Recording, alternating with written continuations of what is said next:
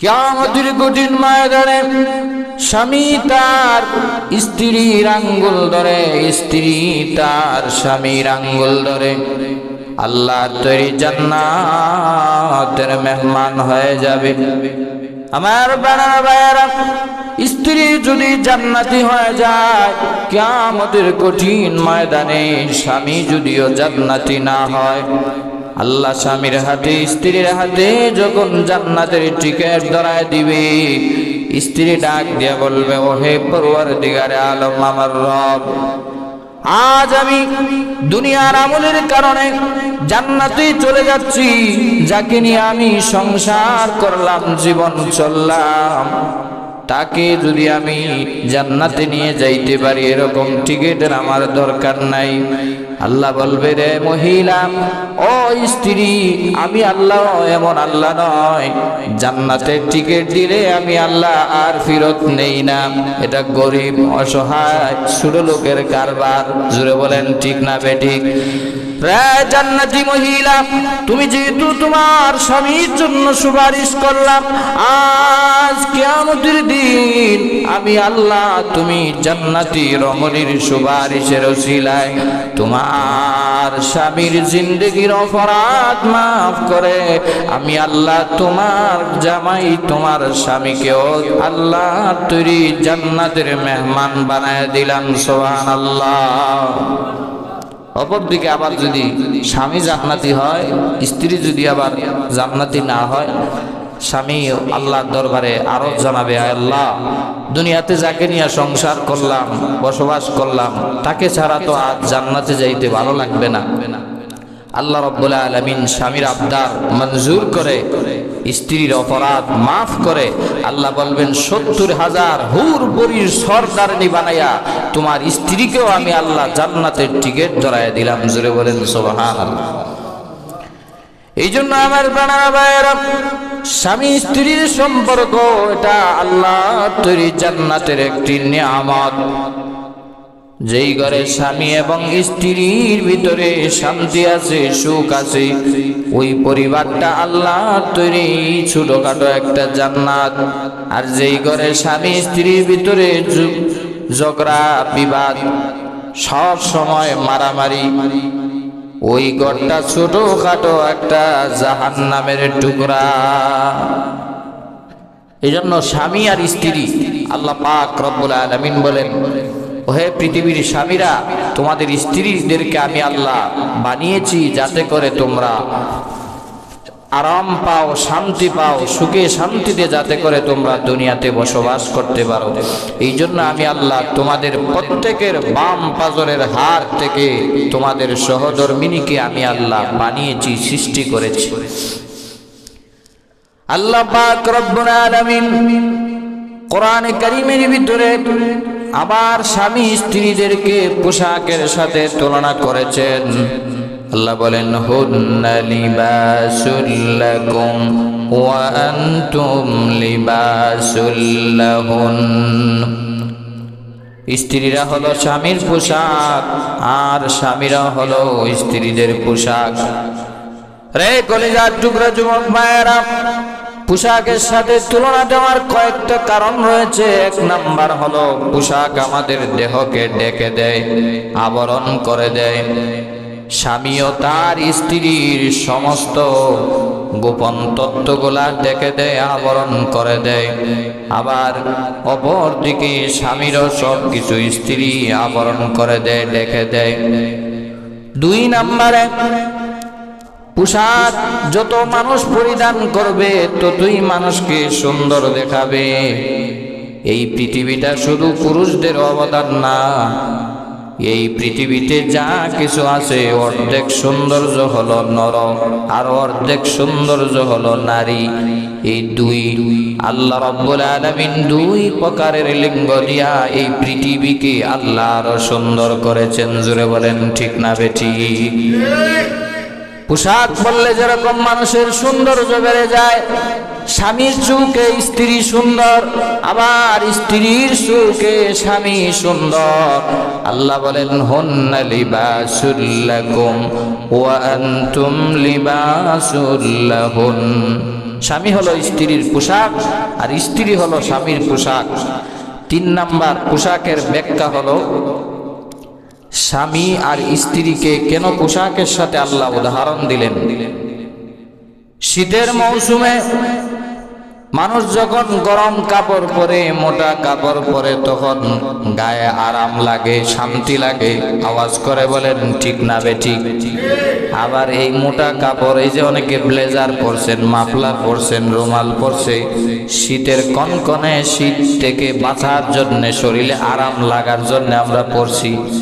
এটা কিন্তু আবার যদি গরমের সিজনে পরেন তাহলে আরাম লাগবে না, ঠিক না বেঠিক? গরমের সিজনে আবার কটনের কাপড় লাগাইতে হবে, সুতির কাপড়, পাতলা কাপড় লাগাইলে গরমে আরাম লাগে। আর শীতের ভিতরে ভারী কাপড়, মোটা কাপড়, গরম কাপড় ব্যবহার করলে মানুষের শরীর শান্তি হয়। আল্লাহ রাব্বুল আলামিন বলেন লিতাসকুনু ইলাইহা ওয়া জাআলা বাইনাকুম মাওয়াদ্দাতাও ওয়া রাহমা। আমি আল্লাহ তোমাদের বাম পাজরের হাত থেকে তোমাদের স্ত্রীদেরকে বানাইলাম যাতে করে ও স্বামীরা তোমরা ঘরে গিয়া যেন স্ত্রী থেকে আরাম এবং শান্তি লাভ করতে পারো। সুবহানাল্লাহ। পোশাক যেরকম মানুষের শরীরকে শান্তি দেয়, আরাম দেয়, স্বামী ও স্ত্রীকে আরাম এবং শান্তি উভয়টাই দিতে পারে। জোরে বলেন ঠিক না বেঠিক? এই জন্য আমার প্রাণের ভাইয়েরা, স্বামী স্ত্রীর ভিতরে যদি আরাম এবং শান্তির ভ্রাতৃত্ব যদি সৃষ্টি করতে চাও, ভালোবাসার বন্ধন যদি সৃষ্টি করতে চাও, তাহলে মায়ের নবীজিকে অনুসরণ করতে হবে। আম্মাজান খাদিজাতুল কুবরা, আম্মাজান আয়েশা সিদ্দিকা রাদিয়াল্লাহু আনহাকে অনুসরণ করা লাগবে। হাদিস শরীফের ভিতরে এসেছে আম্মাজান আয়েশা সিদ্দিকা রাদিয়াল্লাহু আনহা বিশ্ব নবীজিকে গোসল করাইতেছেন। নবীজি জলসগির ভিতরে বৈশা গোসল করতেছে, নবীজি পানি দিয়া গোসল করতেছেন। পানিগুলা যখন বেশে বেশে টক টক করে যাচ্ছে, নবীজি ডাক দিয়া বলেন আয়েশা, আমার গোসলের পানিগুলা তো সাদা হওয়ার কথা, কিন্তু লাল লাল পানি কেন বাহির হইতেছে? আম্মাজান আয়েশা বলেন ইয়া রাসূলুল্লাহ, আপনি যেই জলচকিতে বসে নবীজি গোসল করতেছেন, জলচকির পায়ের নিচে আমার একটা পায়ের আঙ্গুল পড়ে আছে। এই পায়ের আঙ্গুল থেকে টক টক করে রক্ত বাইর হচ্ছে। নবীজি ডাক দিয়ে বলেন আয়েশা, তুমি আমাকে কেন বলো নাই? তুমি যদি বলতা আমি তো দাঁড়ায় যাইতাম, তোমার আর এত রক্ত প্রবাহিত হইতো না, এত কষ্ট হইতো না। মাজার আয়েশা বলেন ইয়া রাসূলুল্লাহ, ইয়া হাবিবাল্লাহ, আমার পায়ের আঙ্গুল দিয়ে রক্ত বাইর হইছে, এটা কেন? আমার যদি কলিজা পর্যন্ত ছিদ্র হয়ে যাইত। আমি আপনাকে এত বেশি মহব্বত করি, এত ভালোবাসি, ওগো নবীজি, আমার কলিজা দিয়া রক্ত বাইর হইলেও আপনাকে আমি বসা থেকে দাঁড়ানো পর্যন্ত এই কথা বলা আমি আয়েশার দ্বারা বেয়াদবি হবে, এটা আমি কখনো করতে পারতাম না। সুবহানাল্লাহ। এই হলো স্বামী স্ত্রীর ভিতরে ভালোবাসা, মহব্বত, উদারতা। যেই সংসারে আছে ওই সংসারেই সুখ শান্তি। যেই সংসারে স্বামী স্ত্রীর ভিতরে দ্বন্দ্ব, ঝগড়া, মারামারি, ওই সংসারের ভিতরে শান্তিও নাই, শুধু ঝগড়া ফাসাদ, সন্তানদের ভিতরেও শান্তি নাই। এই জন্য স্বামী স্ত্রী উভয়ের কিছু অধিকার আছে, কিছু দায়িত্ব আছে, যেগুলো একসাথে উভয়ে আদায় করতে হবে। আবার কিছু দায়িত্ব আছে স্ত্রীদের, আবার কিছু দায়িত্ব আছে স্বামীদের জন্য। এই উভয় দায়িত্বগুলো যখন আমরা পালন করব একে অপরের, তখনই স্বামী স্ত্রীর সংসার সুখে শান্তিতে সমৃদ্ধশালী হয়ে যাবে। নাম্বার 1, আমরা উভয়ের দায়িত্ব সম্পর্কে জানব। স্বামী স্ত্রী উভয়ের কি কি দায়িত্ব রয়েছে, কি কি কর্তব্য রয়েছে। আল্লাহ রাব্বুল আলামিন কোরআনে কারীমের সূরাতুর রুমের ভিতরে আল্লাহ বলেছেন, ওয়া মিন আয়াতিহি আন খালাকা লাকুম মিন আনফুসিকুম আজওয়াজান লিতাসকুনু ইলাইহা ওয়া জাআলা বাইনাকুম মাওয়াদ্দাতাও ওয়া রাহমা। তার নিদর্শনাবলীর মধ্য থেকে একটা নিদর্শন হলো, যিনি পুরুষদের মধ্য থেকে নারীদেরকে সৃষ্টি করেছেন লিতাসকুনু ইলাইহা, যাতে করে তারা শান্তি লাভ করতে পারে, আরাম লাভ করতে পারে। আজওয়াজাল লিতাসকুনু ইলাইহা ওয়া জাআলা বাইনাকুম মাওয়াদ্দাতাও ওয়া রাহমা। আবার পরস্পরের ভিতরে মায়া মহব্বত ভালোবাসা আল্লাহ সৃষ্টি করে দিয়েছেন। সুবহানাল্লাহ। মনে মনে প্রশ্ন জাগতে পারে, হুজুর বাম পাজরের হাড় থেকে কেন আল্লাহ স্ত্রীরে বানাইলো?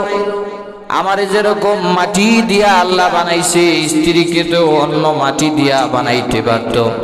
আদম আলাইহিস সালামকে আল্লাহ তামাম পৃথিবীর সমস্ত মাটির সার নির্যাস থেকে সৃষ্টি করেছেন। আল্লাহ চাইলে আলাদা মাটি নিয়ে হাওয়াকেও বানাইতে পারতেন, কিন্তু আল্লাহ তো আদম আলাইহিস সালামের বাম পাজরের হাড় থেকে হাওয়া আলাইহিস সালামকে বানাইছেন কেন? এটার উত্তর হলো, আমাদের শরীর, হাত, পা, নাক, শরীরের যত অঙ্গ প্রত্যঙ্গ আছে সবগুলো আমরা বলি এটা আমার হাত, আমার পা, আমার শরীর, ঠিক না বেঠিক? স্ত্রীরে যদি ভিন্ন মাটি দিয়া বানাইতো আমরা বলতাম এটা ভিন্ন স্ত্রী, ভিন্ন মহিলা। আল্লাহ বলেন যাতে মায়া মহব্বত বেশি হয়, এজন্য তোমার নিজের শরীরের অঙ্গ থেকে তোমার সহধর্মিনীকে আমি আল্লাহ বানায়া মহব্বত আরো বাড়ায় দিলাম। সুবহানাল্লাহ। চিন্তা করছেন, আমরা আমার জিনিসটাকে কিন্তু মহব্বত করি বেশি। আমার জামা, আমার জুতা, আমার টুপি, আমার পাঞ্জাবি। বলে আপনি সিরা জুতা পরে মসজিদে আসছেন কেন? জুতাটা আমার, ওই 2000 টাকা দামের জুতাটা না, এটা অন্যের। আরেকজনেরটা দামি হইলো সেটা আমার কাছে ভালো না, আমার কাছে মায়ার না। তো নিজেরটা আমরা মহব্বত করি বেশি। আল্লাহ বলেন যাতে করে তোমাদের মহব্বত, ভালোবাসা, ভ্রাতৃত্ব বেশি সৃষ্টি হয়, এই জন্য তোমাদের হাত থেকেই তোমাদের স্ত্রীকে আমি আল্লাহ বানাইছি, সৃষ্টি করছি। জুড়ে বলেন আল্লাহু আকবার। এই জন্য বলতেছিলাম, স্বামী স্ত্রী উভয়ের কিছু দায়িত্ব এবং কর্তব্য রয়েছে, যেগুলো আমরা যদি পালন করি স্বামী স্ত্রী সংসার সুখে শান্তিতে বসবাস করতে পারবে। এক নম্বরে, নাম্বার 1, স্বামী স্ত্রী উভয়ের দায়িত্ব হলো স্যাক্রিফাইস করা, মানিয়ে নেওয়া, ছাড় দেওয়া। একজনে যদি ঝগড়া করে আরেকজনে থেমে যাওয়া। দুজনেই যদি ঝগড়া করে তাহলে তো তৃতীয় বিশ্বযুদ্ধ শুরু হয়ে যাবে, ঠিক না বেঠিক? এই জন্য ভালো করে মা বোনেরাও শুনবেন, ভাই যদি রেগে যায় আপনি চুপ থাকবেন, আপনি যদি রেগে যান ভাই চুপ থাকবে, তাহলে আর ঝগড়া বাড়বে না, এখানেই সুখে শান্তিতে বসবাস করতে পারবেন। এক নাম্বার, যে কোনো বিষয়ে স্বামী স্ত্রী একজন আরেকজনকে মানিয়ে নিতে হবে, ছাড় দেওয়ার মন মানসিকতা থাকতে হবে। দুজনেই ফুলে গেলে হবে না, স্যাক্রিফাইস করতে হবে। স্বামী স্ত্রী একে অপরকে যখন স্যাক্রিফাইস করবে তখন এই সংসারে শান্তি সমৃদ্ধি আল্লাহ পাক রব্বুল আলামিন ঢেলে দিবেন। এক নাম্বার, স্বামী স্ত্রী উভয়ের দায়িত্ব। 2 নম্বরে, স্বামী স্ত্রী উভয়ের দায়িত্ব হলো ঝগড়া করা যাবে না, ঝগড়া করা যাবে না। স্বামী স্ত্রীর ভিতরে ঝগড়া হয় কি হয় না? কথা বলেন, হয় কি হয় না? কার কার স্বামী স্ত্রীর ভিতরে ঝগড়া হয় না? হাত উঠান তো দেখি। ওই যে আরেক ভাই হাত উঠাইছে। আপনাদের কি বিশ্বাস হয় ঝগড়া হয় না? প্রত্যেকের সংসারে কম বেশি ঝগড়া হয় কি হয় না? ঝগড়া হয়, কিন্তু ঝগড়া হলেও এই ঝগড়াটাকে বাড়তে দেওয়া যাবে না, ক্লোজ, স্টপ করে দিতে হবে, বন্ধ করে দিতে হবে। রাজি আছি না নাই? ঝগড়া হবে, এটাই স্বাভাবিক। রাসূল করিম সাল্লাল্লাহু আলাইহি ওয়াসাল্লাম ওনাদের স্ত্রীদের সাথেও ঝগড়া হইতো, কিন্তু এটা মধুর ঝগড়া ছিল, এটা বাড়তে দেওয়া যাবে না।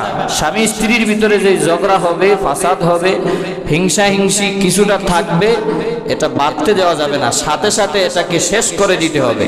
কারণ না হয় শয়তান ছোট্ট ঝগড়াকে বাড়াইতে বাড়াইতে তালাক, ডিভোর্স পর্যন্ত পৌঁছায় দেয়, ঠিক না বেঠিক?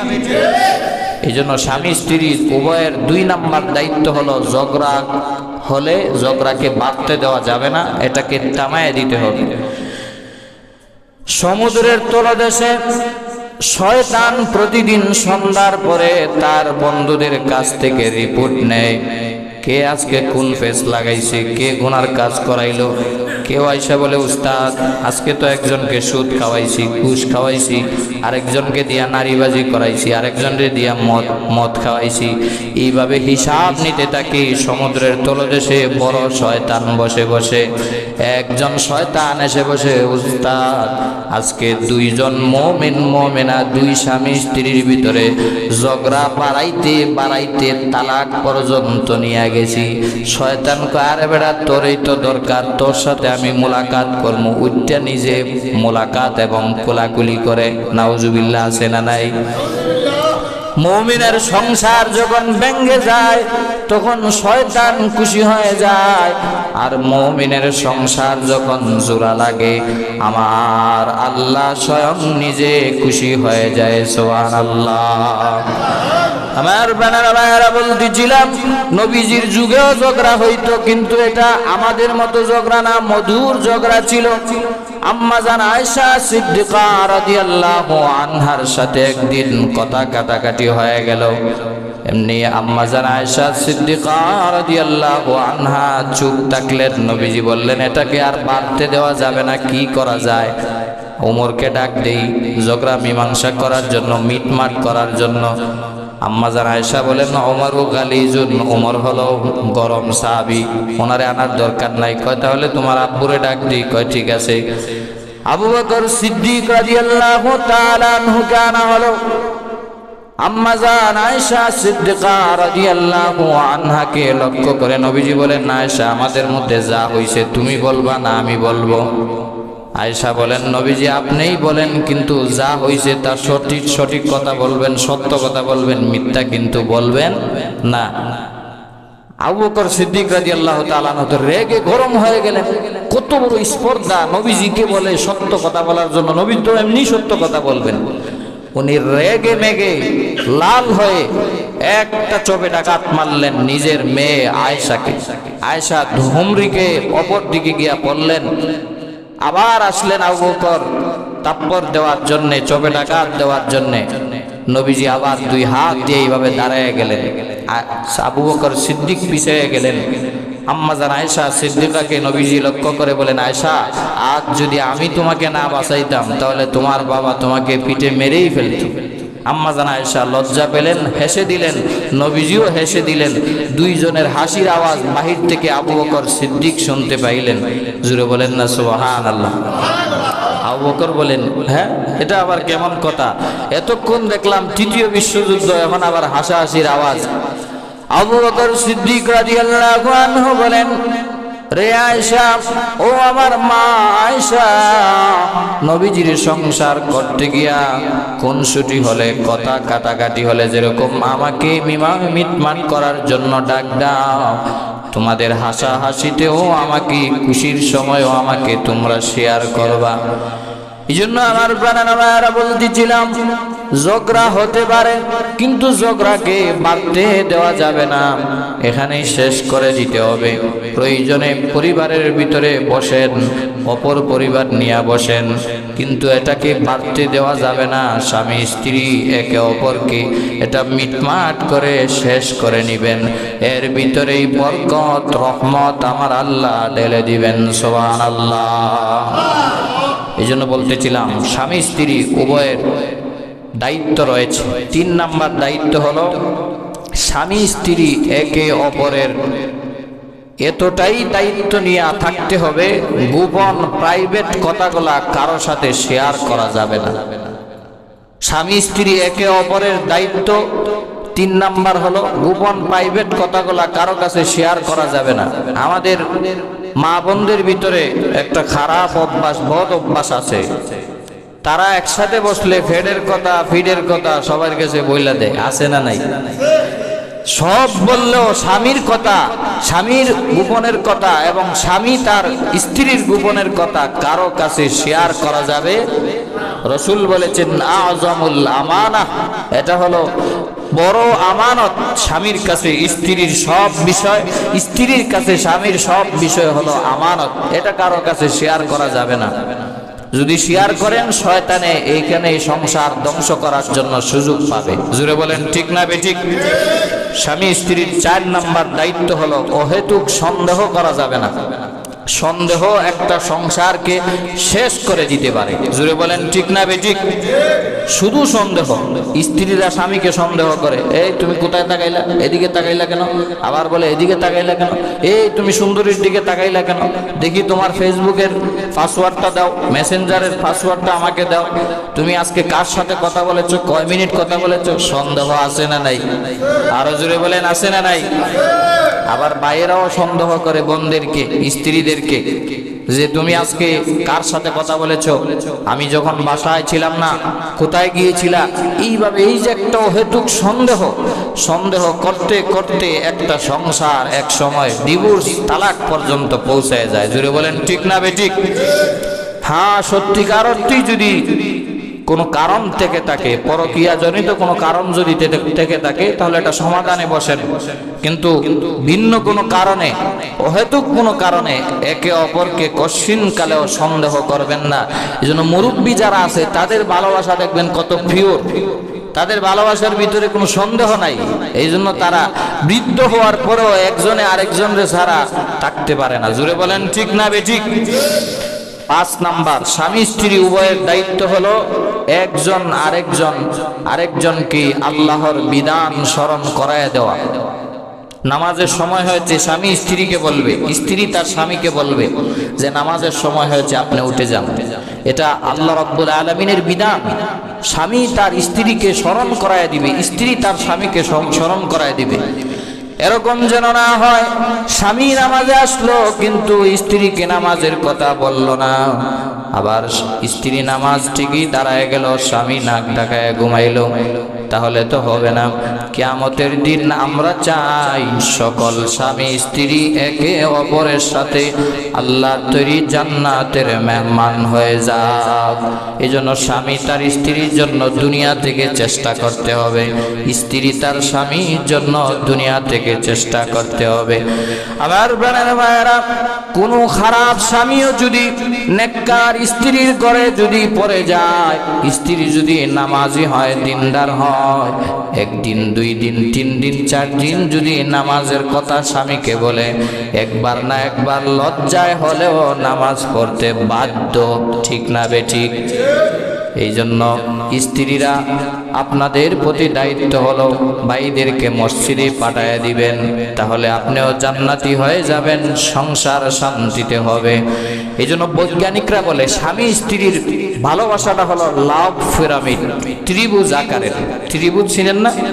3 আকৃতি এরকম ত্রিভুজ। এখানে স্বামী, অপর দিকে স্ত্রী, আর উপরে হলো আল্লাহ।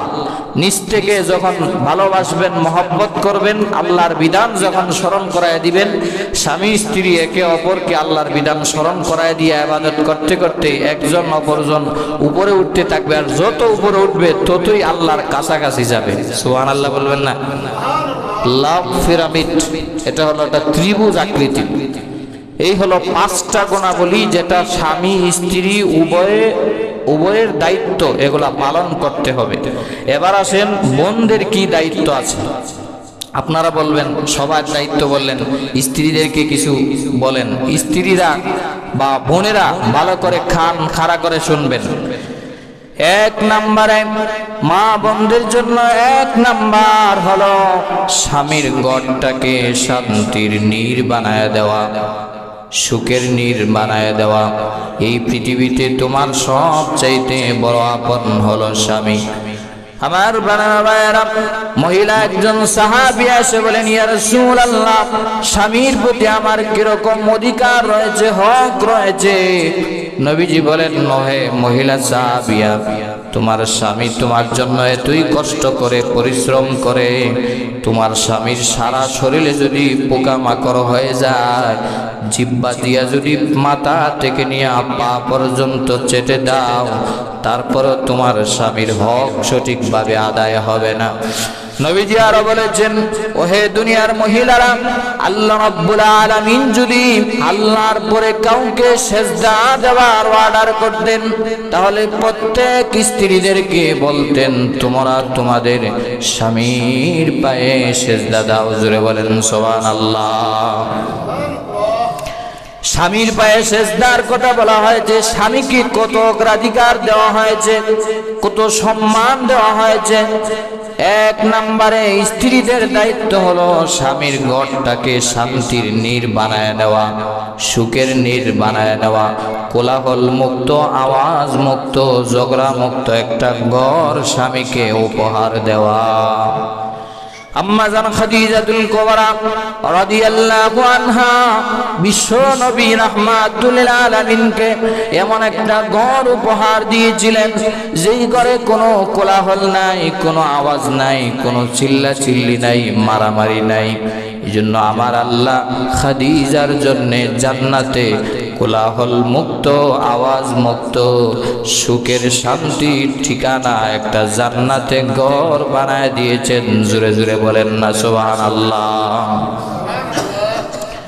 খাদিজাতুল কুবরা রাদিয়াল্লাহু আনহা আমার নবীজি যখন বাহিরে চলে যেতেন, যুদ্ধের কাজে চলে যেতেন, রাত 1টা 2টা 3টা বাজে যখন আসতেন, দরজার কাছে দাঁড়ায়া খাদিজা বলে ডাক দিলেই এক ডাক দেওয়ার সাথে সাথে খাদিজা লাব্বাইকা ওয়া সাদাইকা ইয়া রাসূলুল্লাহ বলে মুহূর্তের ভিতরে দরজাটা খুলে দিতেন। সুবহানাল্লাহ। আওয়াজ মুক্ত, কোলাহল মুক্ত, চিল্লাচিল্লি, মারামারি মুক্ত একটা ঘর খাদিজা নবীজিকে উপহার দিয়েছে। এই জন্য সমস্ত মা বোনেরা আম্মাজান খাদিজাকে মডেল হিসাবে ধরে খাদিজাকে যদি অনুসরণ করেন, তোমার স্বামীকে যদি খুশি করতে চাও, 1 নম্বরে তোমার স্বামীর ঘরটাকে শান্তির, সুখের, আওয়াজ, কোলাহল মুক্ত একটা ঘর উপহার দাও। জুড়ে বলেন ঠিক না বেঠিক? মা বোনদের ভিতরে কিছু মা বোনেরা আছে যারা স্বামী ঘরে ঢুকলেই চাল নাই, ডাল নাই, আটা নাই, চিনি নাই, লবণ নাই, এটা নাই, সেটা নাই, কয় কি কয় না? আরো জোরে বলেন, কয় কি কয় না? স্বামীরে তো বলবেনই, কিন্তু এটারও একটা পরিবেশ আছে। আস্তে ধীরে বলেন, ঘরে আসলে পরে হালকা ভালোবাসা, ভ্রাতৃত্ব দিয়া যখন নিজের করে নিবেন, তারপরে আস্তে আস্তে আপনার যা কিছু লাগবে তা বলতে থাকেন। আসলেই যদি ফিরিস্তি শুরু করেন, তাহলে তো স্বামীও রেগে মেগে গরম হয়ে কয়েকটা দিয়ে লাইতে পারে। ঠিক না বেঠিক? এই জন্য মা বোনদের 1 নম্বর দায়িত্ব হলো স্বামীর ঘরটাকে সুখের, শান্তির নীড় বানায় নেওয়া। 1 নম্বর দায়িত্ব।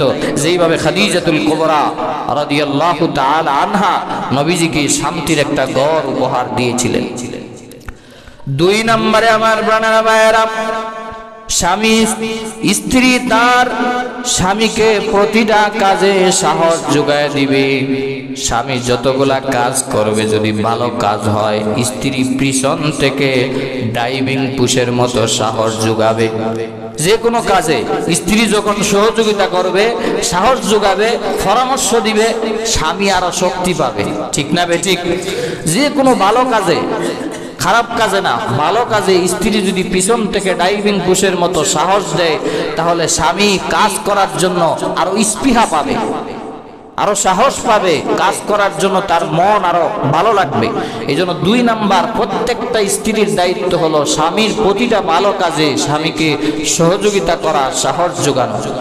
আমার বানারা ভাইয়েরা, নবীজি সাল্লাল্লাহু আলাইহি ওয়াসাল্লামের উপরে হেরা গুহায় যখন সর্বপ্রথম কোরআনের 5টা আয়াত নাজিল হয়ে গেল, ইকরা বিসমি রাব্বিকাল্লাযী খালাক খালাকাল ইনসানা মিন আলাক ইকরা ওয়া রাব্বুকাল আকরাম। 5টা আয়াত যখন নাজিল হয়ে গেল, নবীজি বলেন, আমি জিবরাইল আলাইহিস সালামকে তার আসল রূপে দেখতে পাইলাম। নবীজি জিবরাইল আলাইহিস সালামকে জীবনে 2 বার আসল রূপে, আসল আকৃতিতে দেখছেন। জুড়ে বলেন কয়বার? আরো জুড়ে বলেন কয়বার? 1 বার হলো সর্বপ্রথম যখন ওহী নিয়ে আসেন তখন, আরেকবার হলো মেরাজের রজনীতে সিদরাতুল মুনতাহায় যাওয়ার পরে জিবরাইলের আসল রূপ নবীজি দেখছেন। নবীজি এসে বলেন, ও খাদিজা, জাম্মিলুনি জাম্মিলুনি, আমাকে কম্বল দিয়া ডাকো, আজ আমার কাছে কোরআনের 5টা আয়াত নাজিল হয়ে গেল। আমি জিবরাইলকে আসল আকৃতিতে দেখলাম, এমন একজন মানুষ দেখলাম যার পা হেরা গুহায়, মাথা আসমানে লেগে আছে। আমি ভয় পেয়ে গেছি। নবীজি কাঁপতে শুরু করলেন, নবীজির শরীরে জ্বর এসে গেল। জাম্মিলুনি, আমাকে কম্বল দিয়া ডাকো। আম্মাজান খাদিজাতুল কুবরা নবীজিকে কম্বল দিয়া মুড়ে দিলেন, ডাক দিয়া বলেন, নগো নবীজি, আপনি ভয় পাবেন না, আপনি ঘাবড়ায় যাবেন না। ওয়াল্লাহি বিল্লাহি তাল্লাহি ওয়াল্লাহি লা ইউখজিকাল্লাহু আবাদান, আমার আল্লাহ আপনাকে কখনোই অপমান করবে না, আপনি ভয় পাবেন না, ঘাবড়ায় যাবেন না। আপনি এমন লোক, এমন মানুষ পৃথিবীতে আপনাকে দমায় রাখতে পারে এরকম দ্বিতীয় অপশক্তি পৃথিবীতে আর জন্মগ্রহণ করে নাই। সুবহানাল্লাহ। খাদিজাতুল কুবরা রাদিয়াল্লাহু তাআলা আনহা নবীজিকে পিছন থেকে সাহস জোগালেন, অথচ তখনও খাদিজা মুসলমান হন নাই, মাত্র হেরা গুহায় ওহী নাজিল হইছে। আল্লাহ শপথ করে বলছেন, ওয়াল্লাহি লা ইউখজিকাল্লাহু আবাদা, আল্লাহ আপনাকে কখনো অপমান করবে না, অপদস্থ করবে না। কারণ কি? 1 নাম্বার কারণ হচ্ছে আপনি আত্মীয়তার সম্পর্ক বজায় রাখেন, আপনি মানুষদেরকে কখনো কষ্ট দেন না। 2 নাম্বারে আপনি মানুষদের বোঝা টেনে দেন। 3 নাম্বারে সত্য যেখানে বিপন্ন সেখানে আপনি সিংহ পুরুষের মতো দাঁড়িয়ে যান। 4 নাম্বার হচ্ছে অন্যায়ের যেখানে প্রতিবাদ হয় সেখানে আপনি সীসা ডালা প্রাচীরের মতো আপনি দাঁড়ায় যান। এমনকি আপনি গরিব অসহায়কে সাহায্য সহযোগিতা করার জন্য দাঁড়ায় যান। এই সমস্ত গুণাবলী অন্যান্য মানুষের ভিতরে নাই, নবীজি আপনার ভিতরে আছে। আপনাকে আপনার রব কখনো আপনাকে অপমান করবে না, আপনি ভয় পাবেন না। আপনি কোরআনের ওই আয়াতগুলা তেলাওয়াত করতে থাকেন আর প্রচার করতে থাকেন। চিৎকার দিয়ে বলেন আল্লাহু আকবার। স্ত্রী সাহস যোগাইছে, স্বামীও সাহস পাইছে। বিশ্বনবীজি সাল্লাল্লাহু আলাইহি ওয়াসাল্লাম আদর্শ স্বামী ছিলেন। খাদিজাতুল কুবরা রাদিয়াল্লাহু আনহা আদর্শ স্ত্রী ছিলেন। কেমন আদর্শ স্ত্রী ছিলেন?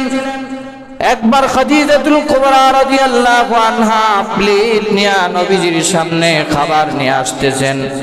এমনি জিবরিল আলাইহিস সালাতু ওয়াস সালাম এসে বলেন, ইয়া রাসূলুল্লাহ, ইয়া হাবিবাল্লাহ, ওগো আল্লাহর নবী, বিশ্ব নবীজি, এই মুহূর্তে আরশের মালিক মহান আল্লাহ আপনার খাদিজাকে এই মুহূর্তে সালাম জানাইছে। সুবহানাল্লাহ।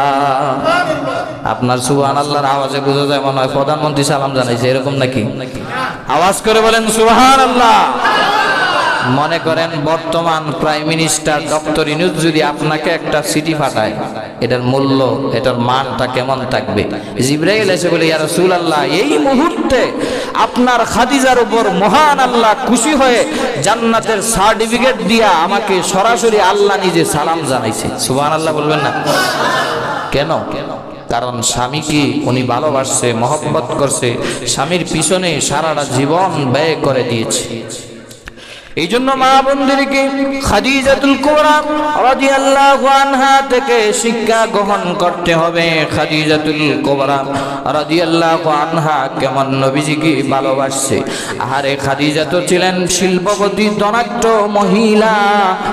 ওনার যত ধন সম্পত্তি ছিল, নবীজির ব্যবসার কাজে ভালো লাগার কারণে নবীজিকে নিজে বিবাহের প্রস্তাব পাঠাইছে।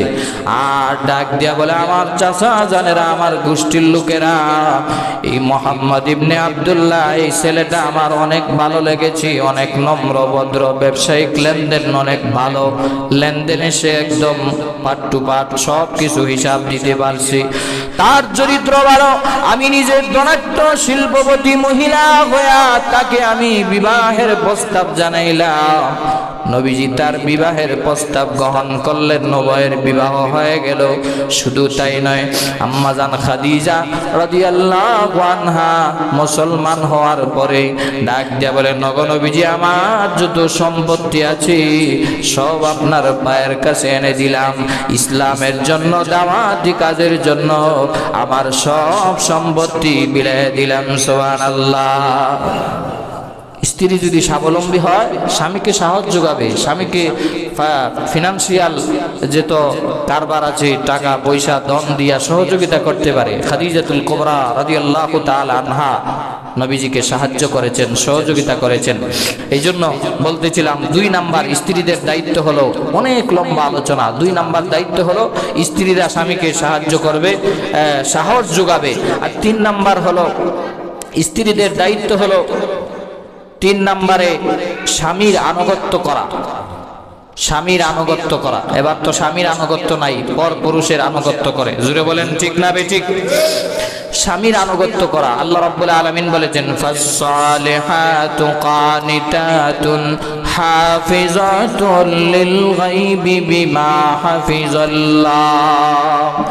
কোরআনে কারীমের ভিতরে আল্লাহ রাব্বুল আলামিন নেককার স্ত্রীদের গুণাগুণ বর্ণনা করতে গিয়ে আল্লাহ বলেন, হে দুনিয়ার নারী সমাজ, তোমরা তোমাদের স্বামীদের আনুগত্য করো, আর 2 নম্বরে লজ্জাস্থানের হেফাজত করো। স্বামী আর স্ত্রী, স্বামী যদি আনুগত্য করতে পারো, স্বামী যদি স্ত্রীর উপর খুশি হয়ে যায়, স্ত্রী যদি স্বামীর উপর খুশি হয়ে যায়, রাসূল বলেন এটাই জান্নাতে যাওয়ার জন্য সার্টিফিকেট হয়ে যাবে। সুবহানাল্লাহ। আমার নবীজি বলেন আল মারআতু ইযা সাল্লাত খামসাহা ওয়া সামাত শাহরাহা ওয়া আতাআত মালাহা ওয়া আহসানাত ফারজাহা ফালতাদখুল মিন আইয়ি আবওয়াবিল জান্নাতি ইযা শাআ। রে কলেজার টুকরা যুবক ভাইরা, জান্নাতি মহিলা মাত্র 4টা আমল যদি করতে পারে জান্নাতে যাইতে পারবে। জোরে বলেন কয়টা আমল? 4টা আমল। আল্লাহ নবীজি বলেন আল মারাতু ইযা সাল্লাত খামসাহা, ওহে দুনিয়ার নারী সমাজ, 5 ওয়াক্ত নামাজ পড়বা। একদম সহজ, কিন্তু পুরুষের চাইতে নারীরা জান্নাতে যাওয়া। ভালো করে কান লাগান। 1 নম্বরে 5 ওয়াক্ত নামাজ পড়া। 2 নম্বরে ওয়া সামাত শাহরাহা, রমজান মাসের রোজাগুলা পালন করা। ওয়া আতাআত মালাহা, 3 নম্বরে মায়ার নবীজি বলেন স্বামীর আনুগত্য করা, স্বামীর খেদমত করা। আজকাল সমাজে কিছু নারীরা স্বামীর খেদমত বাদ দিয়া পীরের পায়ে তেল মালিশ করে। আছে না নাই? আওয়াজ করে বলেন আছে না নাই? স্বামীর খেদমত না পীরের খেদমত? স্বামীর খেদমত। ওয়া আতাআত মালাহা, স্বামী হলো তোমার সবচেয়ে বড় পীর। স্বামীরে যদি খুশি করতে পারো আল্লাহ খুশি, স্বামী যদি নারাজ হয়ে যায় আল্লাহ নারাজ হয়ে যাবে। 4 নম্বরে ওয়া আহসানাত ফারজাহা, লজ্জাস্থানের হেফাজত করা। এটা স্বামীর আমানত তোমার কাছে। স্বামী প্রবাসে থাকে, বিদেশে থাকে, ঘরের বাহিরে থাকে, লজ্জাস্থানের হেফাজত একজনে অপরজনের এটা করা। এই 4টা কাজ যদি করতে পারো, মায়ের নবীজি বলেন ফালতাদখুল মিন আইয়ি আবওয়াবিল জান্নাতি ইযা শাআ। 8টা জান্নাতের দরওয়াজা খোলা থাকবে, যে কোনো গেট দিয়া আল্লাহর তৈরি জান্নাতের মেহমান ওই মহিলা হয়ে যাবে। সুবহানাল্লাহ। এই জন্য 3 নম্বর গুণ বলেছিলাম স্বামীর আনুগত্য করা, 4 নম্বরে লজ্জাস্থানের হেফাজত করা, 5 নম্বরে সন্তানদেরকে লালন পালন করা, 6 নম্বর হলো স্বামীর জন্য সাজুগুজু করা, স্বামীর জন্য প্রস্তুত থাকা, স্বামীর জন্য সাজানো, সব সময় স্বামীর জন্য নিজেকে রেডি করা। এটা একটা আমল, এটা একটা ইবাদত।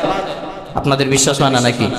এটা একটা ইবাদত। স্বামী আর স্ত্রী একে অপরকে যখন মহব্বত করে হাতে হাত লাগাবে, রাসূল বলেছেন এই হাত দিয়া যত সগীরা গুনাহ করেছে আল্লাহ মুহূর্তেই স্বামী স্ত্রীর হাত মিলানোর সাথে সাথে আল্লাহ মাফ করে দেয়। সুবহানাল্লাহ। স্ত্রী সাজবে পরপুরুষের জন্য না স্বামীর জন্য? আওয়াজ দিয়া বলেন স্বামীর জন্য না পরপুরুষের জন্য? এই জন্য 6 নম্বর হক বলছিলাম যে স্ত্রীদের জন্য দরকার হলো স্বামীর জন্য সাজুগুজু করা। এখন কিছু মা বোনেরা আছে বাহিরে যখন যায়, বিয়ে শাদিতে যখন যায়, তখন আলতা আলখাতরা যত কিছু আছে, আদা ময়দা যা আছে সব মাখে। স্বামীর সামনে আসলে সিরা ফারা জামা যা আছে সব লাগায়। ঠিক না বেঠিক? বাহিরে যখন যায় দামি পারফিউম ইউজ করে, দামি সেন্ট ইউজ করে, কিন্তু ঘরে যখন বেডরুমে আসে তখন সিরা ফারা। ঠিক না বেঠিক? তোমার সব সাজুগুজু, সব পারফিউম, সব স্বামীর বেডরুমের জন্য আল্লাহ রিজার্ভ করে দিয়েছেন। আওয়াজ করে বলেন ঠিক না বেঠিক? ছয় নাম্বার অধিকার, স্ত্রীদের জন্য স্বামীর জন্য সাজবা, এটাই ইবাদত, এটাই সওয়াব, এটাই নেকি, এর মাধ্যমেই শান্তি আল্লাহ রাব্বুল আলামিন রেখে দিয়েছেন। ছয় নম্বরে বলেছিলাম স্বামীর জন্য নিজেকে উজাড় করে দেওয়া। এবার আসেন স্বামীদের উপরও স্ত্রীর কিছু দায়িত্ব আছে, কয়েকটা মিনিটে আমি বলবো। এখন স্ত্রীদের দায়িত্ব তো শুনলেন, আমাদেরও কিছু দায়িত্ব আছে না নাই? স্ত্রীরা বলবে হুজুর শুধু আজকে আমাদেরকেই বললো, পুরুষদেরকে কিছু বললো না, এই জন্য শোনার দরকার আছে না নাই? এক নাম্বার হলো স্বামীর এক নাম্বার দায়িত্ব হলো স্ত্রীর মহরানা আদায় করে দেওয়া। আল্লাহ রাব্বুল আলামিন বলেছেন ওয়াতুন নিসা সাদকাতিহিন্না নিহলা, সন্তুষ্ট চিত্তে তুমি মোহর আদায় করে দাও। কিছু মানুষ আছে বিয়ার দিনে মহরানা 10 লাখ 5 লাখ টাকা আদায় করে 10,000, বাসর রাত্রে মশারির নিচে মাপ লয় বাকি টাকা। ঠিক না বেঠিক? এরকম করা যাবে না, এটা স্ত্রীদের হক। এক নাম্বার স্বামীর দায়িত্ব হলো যত টাকা ওয়াদা করেছো মোহর দেওয়ার জন্য সব মহরানা আদায় করে দিয়ে দেওয়া ভালো। আর যদি আদায় একেবারে না করতে পারো, কমপক্ষে আস্তে আস্তে হলেও আদায় করতে হবে। যদি মহরানা আদায় করা ছাড়া মৃত্যুবরণ করো, এটা স্ত্রীর কাছে স্ত্রীর কাছে পাওনা রয়ে গেল, কিয়ামতের দিন আল্লাহর দরবারে জবাব দিতে হবে। এক নাম্বার বলছিলাম দায়িত্ব হলো মহরানা আদায় করে দেওয়া। 2 নম্বরে স্ত্রীর সমস্ত ভরণ পোষণের দায়িত্ব আল্লাহ রাব্বুল আলামিন স্বামীর উপর বর্তাইছে। ঘর বানায় দেওয়া, এরপরে বাসস্থানের ব্যবস্থা করা, খাবারের ব্যবস্থা করা, জামা কাপড়ের ব্যবস্থা করা, নিজে যেই রকম পোশাক আদি পরা স্ত্রীকেও ওই মানের পোশাক আদি পরানো, নিজে দামি দামি পোশাক পরা স্ত্রীদেরকে কম দামি পরানো, এটা করা যাবে না। এই জন্য 2 নম্বর দায়িত্ব যাবতীয় খরচ কে বহন করবে? স্বামী বহন করবে। 3 নম্বরে স্ত্রীর সাথে ভালো ব্যবহার করা, ভালো আচরণ করা, ভালো নামে ডাকা। নবীজি তো আম্মা জান আয়েশাকে হুমায়রা বলে নাম ডাকতেন, এই জন্য ভালো ভালো নাম দিয়ে ডাকবেন। টুনটুনি পাখি, জান পাখি, এরকম ভালোবাসার নাম দিয়ে স্ত্রীকে ডাকবেন, তারা দেখবেন খুশি হয়ে যাবে। ঠিক না বেঠিক? ভালো আচরণ করবেন। গিয়েই যদি বলেন শুরু করার আগেই খাবার দে, শুরু করার আগে আমার এটা দে, শুরু করার আগে এটা দে, তখন সেও তো বলবে আমি জীবনে তোমার মতো পুরুষের ঘর আমার বাবা বিবাহ দিয়া আমার সবচাইতে বড় ভুল করছে। এরকম কথা স্ত্রীরা বলে কি বলে না? আপনার আচরণ যদি এরকম হয়, স্ত্রীদের আচরণও তো এরকম হবে। এই জন্য আপনার আচরণটা ভালো করবেন। 3 নম্বর গুণ বলছিলাম ভালো ব্যবহার করা, ভালো নামে ডাকা, মিষ্টি ভাষায় কথা বলা। কারণ তাদেরকে আল্লাহ বানাইছি বাম বাজারের হাড় দিয়া, বেশি যদি টাইট করতে চান তাহলে ভাঙ্গা যাবি। ঠিক না বেঠিক? এবং হাদিসে আছে তাদেরকে কাঁচের মতো উদাহরণ দেওয়া হয়েছে। কাঁচের গ্লাস যদি ফালাইয়া দেন তাহলে থাকবে? ভাঙে যাবে। এই জন্য বেশি টাইটও দিবেন না, বেশি আবার ছাড়ও দিবেন না, মধ্যম পন্থায় রাখবেন। এর ভিতরে শান্তি সমৃদ্ধি আল্লাহ ঢুকাই দিবে। 4 নম্বরে স্ত্রীকে যেমনটা স্ত্রীকে ভালোবাসা, মহব্বত করা। আম্মা জান আয়েশা সিদ্দিকাকে নবীজি সাল্লাল্লাহু আলাইহি সাল্লাম যেরকম মহব্বত করেছেন, ভালোবেসেছেন, একটা রিপোর্টও এরকম নাই 9 জন 11 জন স্ত্রীর ভিতরে কেউ বলে নাই যে আমাদেরকে নবীজি ভালোবাসেন নাই, মহব্বত করেন নাই। কেমন ভালোবাসা ছিল নবীজি সাল্লাল্লাহু আলাইহি ওয়াসাল্লাম আম্মা জান আয়েশা যেই গ্লাস দিয়ে পান করতেন, যেই জায়গা দিয়ে পান করতেন, ওই জায়গা দিয়ে নবীজি আবার নিজে পান করতেন। সুবহানাল্লাহ বলবেন না? গুস্তটা খাইয়া আম্মা জান আয়েশা রাইখা দিতেন, এই গুস্তটার হাড় নবীজি আবার চাবাইতেন, বলতেন আয়েশা তোমার আর আমার ভিতরে যেন মহব্বত আরো বাড়ে, এই জন্য আমি আরো বাড়ায় দিলাম। সুবহানাল্লাহ বলবেন না? চা যখন দেয় আপনাকে, ভাবি যখন চা নিয়ে আসে, বলবেন চিনি দেওয়া লাগবে না, তোমার আঙ্গুলটা একবার চুষিয়ে দিবা, এটাই চিনির কাজ দিয়ে দিবে। দেখবেন ভালোবাসা, মহব্বত স্বামী স্ত্রীর ভিতরে কমবে না বাড়বে? আরো জোরে বলেন, কমবে না বাড়বে? এই জন্য বলতেছিলাম স্ত্রীকে ভালোবাসা, মহব্বত করা। 5 নাম্বার হলো তাদের সৌন্দর্য এবং কাজের প্রশংসা করা। আমরা এখন সৌন্দর্য ওই বাবির প্রশংসা করি, স্ত্রীর প্রশংসা একবারও করে না, আছে না নাই? সৌন্দর্যের প্রশংসা করবেন, দেখবেন খুশি হয়ে যাবে। কাজের প্রশংসা করবেন, রান্নার প্রশংসা করবেন। বাহিরের বাবি কি রান্না করলো, ও অনেক মজা হয়েছে, অনেক ভালো হয়েছে, পিঠা দিলে একদম মানে পৃথিবীর শ্রেষ্ঠ প্রশংসা করে। কিন্তু স্ত্রীদের সারা জনমভর আপনারে দিতেছে, একটা বারের জন্য বেটা বলে না যে তোমার হাতের রান্না অনেক মজা, অনেক সুস্বাদু, হোটেলের খাবার, 5 স্টারের খাবার ফেল। এগুলো যখন বলবেন, প্রশংসা করবেন, মায়া মহব্বত বাড়বে। এই জন্য 6 নাম্বার হলো স্ত্রীর জন্য আল্লাহর কাছে দোয়া করা। আল্লাহ রাব্বুল আলামিন কোরআনে দোয়া শিক্ষা দিয়েছেন, রব্বানা হাব লানা মিন আজওয়াজিনা ওয়া যুররিয়াতিনা কুররাতা আয়ুনিন ওয়াজআলনা লিল মুত্তাকিনা ইমামা। আল্লাহ আমার স্ত্রী, আমার সন্তানাদিদেরকে এমন ভাবে বানায় দিন যেন তাদেরকে দেখলেই চক্ষু শীতল হয়ে যায়। জোরে বলেন আমিন। সবসময় দোয়া করা, এই স্বামীর 6টা গুণ, স্ত্রীর 6টা গুণ, এগুলো যদি আমাদের সংসারে আমরা ডেভেলপ করতে পারি, কার্যকর করতে পারি, ওই সংসার সুখে শান্তিতে সমৃদ্ধ হয়ে যাবে। কারণ চিরদিন আজকাল আমরা থাকবো না। আজকে পৃথিবীতে আমরা আসছি, ভবিষ্যতে কয়দিন কার হায়াত আছে কেউ বলতে পারবেন না। দেখেন না, 3বারের প্রধানমন্ত্রী, যার পিছনে লক্ষ লক্ষ যুবকরা ছিল, শত শত হাজার হাজার কর্মীরা ছিল, তিনিও চলে গেছে। বাদশাহ, রাজা বাদশাহ ছুঁয়ে গেছে, তিনিও যেই মাটির নিচের বাসস্থান, কর্মীরাও সেই মাটির নিচেই শুয়ে যাবে। এই জন্য বোঝা যায় আমরাও চিরকাল থাকার জন্য আসি নাই। আল্লাহ রাব্বুল আলামিন যেন তার বান্দিকে জান্নাতুল ফেরদাউসের আলা মাকাম দান করেন। সবাই বলেন আমিন। বহুতগুলা ভালো কাজ আছে, খারাপ কাজের কথা আমরা নাই বললাম, আল্লাহ ভালো জানেন। তবে ভালো কাজের ভিতরে একটা কাজ ছিল, তিনি সব সময় বলতেন প্রতিহিংসার রাজনীতি মানুষকে ধ্বংস করে দেয়।